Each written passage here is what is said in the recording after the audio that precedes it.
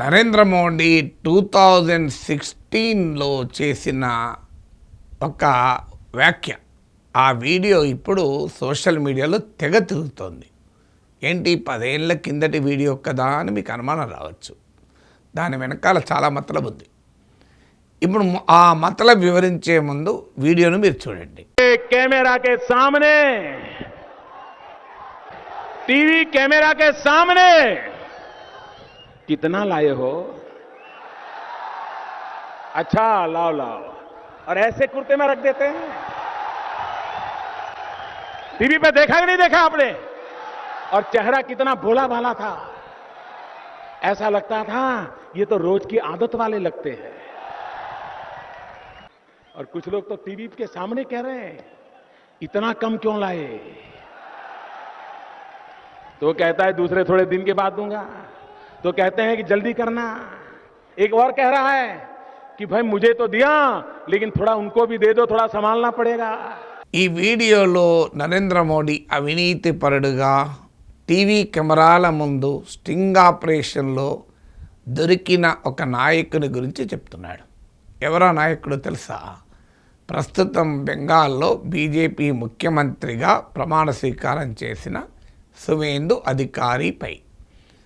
ఎందుకు మరి సువేందు అధికారిపై మోడీ ఈ రకంగా వ్యాఖ్యలు చేస్తున్నారు?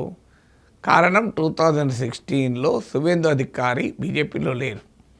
తృణమూల్ కాంగ్రెస్ నాయకుడు మమతా బెనర్జీకి నెంబర్ 2గా పనిచేశారు. ఆయన నారదా స్కామ్గా చెప్పి పేర్కొన్నటువంటి కుంభకోణంలో టీవీ కెమెరాల ముందు స్టింగ్ ఆపరేషన్లో లంచం తీసుకుంటూ దొరికాడు.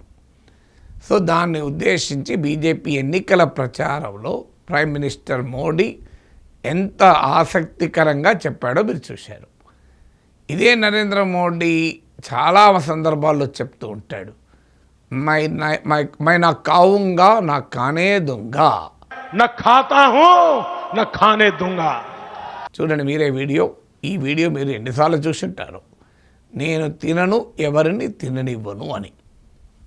సో ఈ 2 వీడియోల్ని కలిపితే బీజేపీ ముఖ్యమంత్రిగా సువేందు అధికారి ప్రమాణ స్వీకారం చూస్తే ఏమర్థమవుతుంది?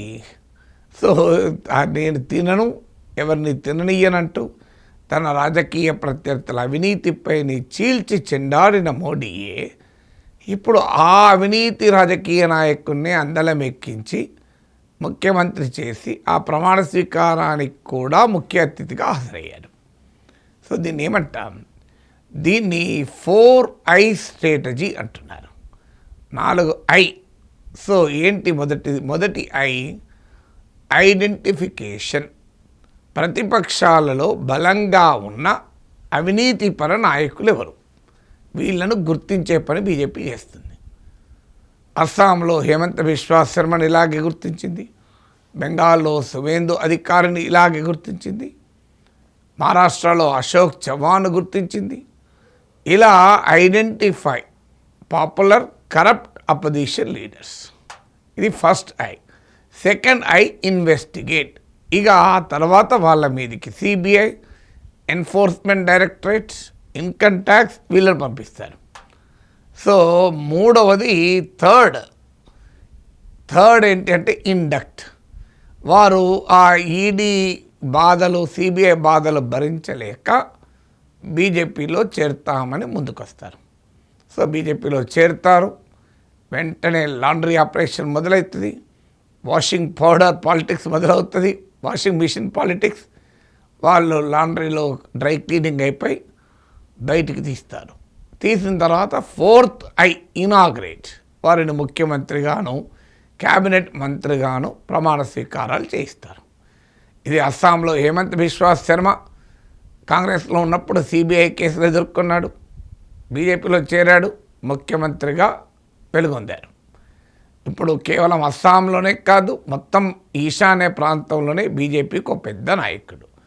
బెంగాల్లో సువేందు అధికారి ఈ రకంగానే అవినీతి కుంభకోణాలు ఇరుక్కున్నాడు. పెద్ద ఎత్తున కేంద్ర సంస్థలు ఎంబడబడ్డాయి. బీజేపీలో చేరాడు, వాషింగ్ మిషన్లో క్లీన్ అయ్యాడు, బీజేపీ ముఖ్యమంత్రిగా రూపాంతరం చెందాడు, క్లీన్ పొలిటీషియన్గా. మీకు అశోక్ చవాన్ ఆదర్శ్ సొసైటీ కుంభకోణంలో మహారాష్ట్ర ముఖ్యమంత్రిగా ఆరోపణలు ఎదుర్కొన్నాడు. కార్గిల్ అమరవీరులకు ఇవ్వాల్సిన ఫ్లాట్లను కొట్టేశాడన్న విమర్శలు. పార్లమెంట్లో ఇటీవలనే నిర్మలా సీతారామన్ యూపీఏ 10 ఏళ్ల పాలనలో అవినీతి అనే ఒక పెద్ద డీటెయిల్ రిపోర్ట్ ఇచ్చారు. అందులో ఒక పేరా అశోక్ చౌహాన్ అవినీతి పురాణం అవినీతి చరిత్ర గురించి.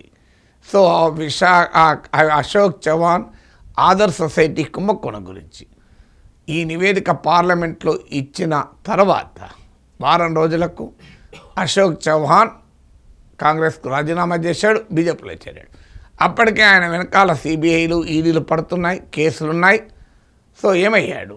సో అతను వెంటనే రాజ్యసభకు పంపించారు మా బీజేపీ నుంచి. మహారాష్ట్రలో ఇటీవల బీజేపీ గెలిచిన సందర్భంలో ఆయన one of the main campaigners for BJP. Ajit Pawar మీకు గుర్తుండే ఉంటుంది, ఆయన మహారాష్ట్రలో ఎన్సీపీ మంత్రిగా ఉన్న సమయంలో నరేంద్ర మోడీ ఆరోపించాడు 70,000 కోట్ల కుంభకోణాలు ఇరిగేషన్ స్కామ్ చేశాడన్నారు. 70,000 కోట్ల కుంభకోణం ఆయన వెనకాల కేంద్ర సంస్థలు పడ్డాయి. తర్వాత ఆయన బీజేపీ నాయకత్వంలో ఎన్డీఏలో చేరాడు, వాషింగ్ మిషన్లో క్లీన్ అయ్యాడు, డ్రై క్లీనింగ్ అయిపోయాడు. అదే బీజేపీ ఎన్సీపీ అజిత్ పవార్ వర్గం కూటమి ప్రభుత్వములో ఆర్థిక మంత్రిగా పనిచేశారు. ఇటీవల ఆయన మరణిస్తే ఆయన సతీమణి మంత్రి అయ్యారు. ఎందుకు ఆర్థిక మంత్రి అయ్యారు? 70,000 కోట్లు తిన్నాడంటే చాలా ఫైనాన్స్ లెక్కలు తెలిసి ఉంటుంది. సో మీకు డిప్యూటీ చీఫ్ మినిస్టర్ కూడా అయ్యాడు. సో ఇలా ఉదాహరణలు చెప్పుకుంటూ పోతే మామూలు కాదు. మీకు ఒక్కరి విషయం కాదు. మీకు సామ్రాట్ చౌదరి ఆర్జేడీలో ఉన్నాడు, జేడీయూలో ఉన్నాడు. ఆయన పైన మర్డర్ కేసు కూడా ఉండే, రకరకాల నేరారోపణలు ఉన్నాయి. తర్వాత అవన్నీ పక్కకు పోయాయి, బీజేపీలో చేరాడు, బీజేపీకి ఇప్పుడు ముఖ్యమంత్రి అయ్యాడు. సో ఇలా ఈ 4I strategy, identify the most corrupt opposition leaders. First I1, I2 investigate them with CBI, ED, IT, etc. 3 induct them in BJP, get them cleaned up in washing machine politics. And I4 inaugurate them with honorable positions in the BJP governments. ఇప్పుడు చెప్పండి, నాకు కావుంగా, నాకు కానే దూంగా, न खाता हूं न खाने दूंगा.